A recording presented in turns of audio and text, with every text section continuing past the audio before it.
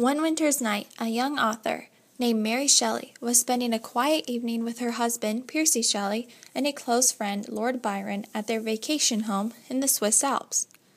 This particular night, the three were snug around the fireplace, sharing their favorite stories of the supernatural. Inspired by the tales, Lord Byron proposed the three of them have a contest.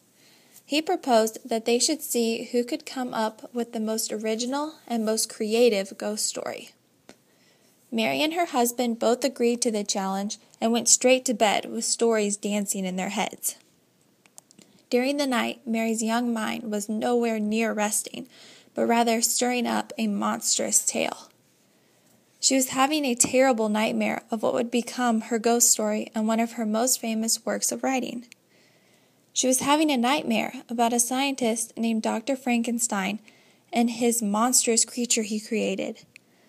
The next morning, Mary awoke from her dream and knew this monstrous story was the perfect tale for the contest.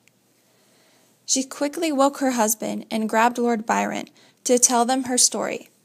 She gathered them in the fireplace room and told her tale to the two men, who, without question, declared Mary's story was far better than anything they could ever create.